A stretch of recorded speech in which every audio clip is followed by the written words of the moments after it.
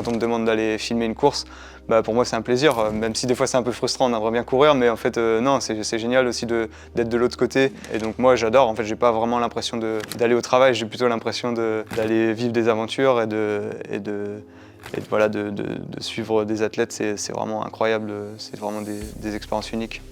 Nous sommes allés rencontrer Valentin Orange, réalisateur et ultra-trailer. Valentin nous partage l'envers du décor de la production de son documentaire Contre la montre, qui suit Perrine Fage lors de sa folle aventure sur le Thor des Glaciers. Est-ce que pour commencer, tu peux te présenter? Je m'appelle Valentin Orange, j'ai 32 ans, je suis vidéaste et photographe professionnel et j'ai réalisé le court-métrage Contre la montre sur le Thor des Glaciers de Perrine Fage. Donc tu es le réalisateur du documentaire Contre la montre. Est-ce que tu peux nous pitcher Contre la montre en quelques mots? Alors, Contre la montre, c'est l'aventure de Perrine Fage qui s'est lancée sur le Thor des Glaciers. Donc, le Thor des Glaciers, c'est une course de 450 km à travers le Val d'Aoste. Il n'y a pas de balisage, il n'y a pas de ravitaillement. Donc, c'est une course en autonomie quasi complète. Et donc, l'objectif de ce documentaire, c'était de retracer l'aventure sur 7 jours de la course de Perrine Fage. Je m'appelle Perrine Fage, j'ai 43 ans et je m'apprête à faire la plus grosse aventure à pied de ma vie, le Thor des Glaciers.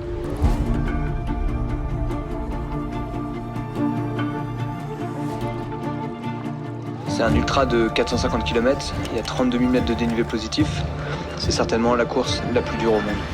C'est quoi un petit peu la genèse du projet et qu'est-ce qui t'a donné envie de participer à ce projet avec Perrine? Perrine m'a contacté en juin 2023 pour me parler de son projet du Thor des Glaciers. En fait, elle a envie de documenter cette aventure parce qu'elle a participé à beaucoup de courses d'ultra-endurance. Et cette fois-ci, elle avait envie de mettre en image son aventure, sa course. Et toi, justement, dans un projet vidéo, un projet documentaire, qu'est-ce qui te plaît? C'est quoi le type de projet dans lequel tu aimes participer? Ce projet, en fait, il est tombé à un moment où j'avais envie de suivre des athlètes plus que de suivre des courses parce que j'ai fait pas mal de résumés de courses, de trail notamment. Et en fait, j'avais envie de passer un cap et de raconter des histoires plus personnelles. Et donc, c'est tombé à un moment où j'avais envie de créer du contenu sur un athlète, le suivre sur une aventure. Et là, en l'occurrence, c'est une aventure extraordinaire parce que c'est une course qui dure des jours et des jours. Donc, ça tombait parfaitement bien. Comment on fait d'un point de vue logistique pour suivre une athlète sur une course de 450 km? D'un point de vue logistique, Alors, avant le tournage, j'avais très peur. En fait, je me posais plein de questions parce que voilà, on part sur une aventure, on ne connaît pas le tracé, on sait à peu près où on passait, on a juste le nom des refuges. Et donc pour moi, la difficulté, ça a été de savoir où est-ce que j'allais pouvoir la voir et quand est-ce que j'allais pouvoir la voir parce que on se doute bien que sur une course de 450 km, les points de passage ils sont assez aléatoires et il se passe plein de choses pendant la course. Donc ce que j'avais fait en amont, c'était de préparer au maximum les marges d'approche pour accéder au refuge et essayer d'aller à sa rencontre. Et puis ensuite sur le tournage, on s'adaptait au jour le jour, on regardait en fonction de son allure, etc. Et puis ce qu'il fallait, c'était un van, voilà, parce qu'on était 2 sur le tournage, donc il fallait qu'on mange, il fallait qu'on se déplace, il fallait qu'on dorme. Il y avait toutes d'autres difficultés annexes en plus du tournage en lui-même qui étaient sportifs parce qu'il fallait qu'on marche beaucoup, qu'on accède à des endroits assez reculés. Est-ce que tu as le souvenir d'un moment qui t'a particulièrement marqué pendant ce tournage? Alors des moments marquants, il y en a eu beaucoup parce que sur une course de 7 jours, forcément il se passe plein de choses. Tous les jours on avait des rebondissements, il s'est passé énormément de péripéties. Si je devais en sortir un, je dirais peut-être le matin où on l'a retrouvée à une base vue où elle avait le visage en sang parce qu'elle était tombée la nuit sur l'arcade, elle s'était ouverte l'arcade. Et donc c'était un peu impressionnant, elle avait le visage en sang. On se demandait ce qui s'était passé et puis on était tiraillé entre le fait qu'il fallait filmer, mais on avait la surprise aussi de découvrir ce qui s'était passé la nuit passée. Donc ça, c'était vraiment impressionnant. Je suis jamais tombée sur le visage.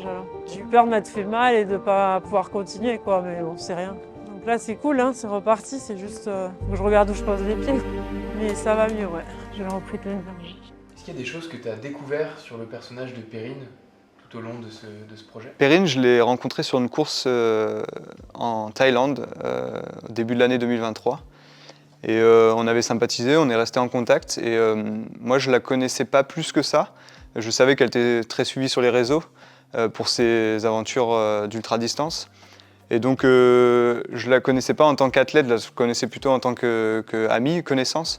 Et donc c'était intéressant de voir comment elle se comportait sur une course. Et elle a deux visages un peu différents. En dehors des courses, c'est quelqu'un de très posé, etc. Et puis sur les courses, elle est un peu stressée, elle est un peu speed. Même sur des courses d'ultra-distance, on a l'impression des fois qu'elle court un marathon et qu'il faut se dépêcher, ou elle va pas forcément prendre les bonnes nutritions sur les ravitaillements, etc. Donc c'était intéressant de découvrir le personnage de Perrine sur cette course. En tant que réalisateur, est-ce qu'il y a une intention particulière que tu as souhaité donner à ce documentaire? Est-ce qu'il y a des choses en particulier que tu as souhaité montrer? L'objectif du documentaire, c'était de mettre en avant la performance physique, forcément, parce que voilà, une course comme ça, c'est avant tout une aventure sportive. Mais on voulait aussi montrer le côté humain, en fait, les rencontres sur la course, tout ce qui peut se passer aussi sur sa course, pendant sa course. Donc ça va d'hallucinations, de chutes. Et en fait, on voulait montrer un peu tout ça, tout ce qui peut se passer sur des courses d'ultra-distance. Ce qui est difficile aussi à retranscrire en images, parce que y a aussi beaucoup de choses qui se passent dans la tête. Et donc voilà, l'objectif, c'était vraiment de montrer un peu tout ce qui peut se passer pendant une course d'ultra-distance. Et puis forcément, on ne maîtrise pas tout, hein, donc on sait que la course, elle commence à un point A, elle finit à un point B, mais on ne sait pas trop ce qui va se passer pendant la course. Donc il y a aussi beaucoup de choses qui sont aléatoires et qui se déroulent pendant la course. Et ça, c'est aussi la magie du sport, c'est que ça permet aussi d'avoir des histoires à raconter qu'on ne pouvait pas forcément imaginer avant. Tu te spécialises beaucoup dans les documentaires de montagne et plus particulièrement les documentaires de trail. Qu'est-ce qui te plaît dans ces projets? Depuis quelques années, je me suis spécialisé dans la création de contenu plutôt axé sport outdoor et puis surtout trail, parce que c'est ma passion. En fait, moi, je pratique énormément. Je passe beaucoup de temps en montagne, à courir. Je fais aussi de l'ultra-trail et donc tout naturellement, vu que mon métier c'est vidéaste, j'ai essayé d'allier mes deux passions et donc c'est incroyable parce que j'ai pas vraiment l'impression de travailler. Quand on me demande d'aller filmer une course, pour moi c'est un plaisir, même si des fois c'est un peu frustrant, on aimerait bien courir, mais en fait non, c'est génial aussi d'être de l'autre côté, de voir aussi tout ce qui se passe en coulisses et donc moi j'adore, en fait j'ai pas vraiment l'impression d'aller au travail, j'ai plutôt l'impression d'aller vivre des aventures et de suivre des athlètes, c'est vraiment incroyable, c'est vraiment des expériences uniques. Et si tu devais un petit peu expliquer à quelqu'un qui ne connaît pas ce monde de la vidéo, comment ça se passe un projet de documentaire? Quelles sont les différentes étapes qui te permettent d'arriver au résultat final? Pour ce type de projet, quand on filme dans un milieu naturel qui est assez dangereux, on va dire la haute montagne, il faut être en bonne condition physique, il faut pratiquer aussi la montagne pour avoir quelques connaissances. Même si moi je ne me considère pas être spécialiste de la montagne, je n'ai pas grandi dans ce milieu-là, mais voilà, je pratique la course à pied, donc ça me permet aussi d'avoir de l'expérience. C'est aussi beaucoup de préparation en amont, il faut étudier les cartes, les marges d'approche, voir aussi les points d'intérêt de la course, les endroits qui sont intéressants à filmer, faire peut-être du repérage si on a la chance de pouvoir aller sur le parcours avant, ou regarder sur internet, faire des recherches aussi, des vidéos, du contenu qui a été créé avant. Et puis après, sur le jour J, c'est aussi beaucoup d'improvisation, beaucoup essayer d'anticiper les problèmes.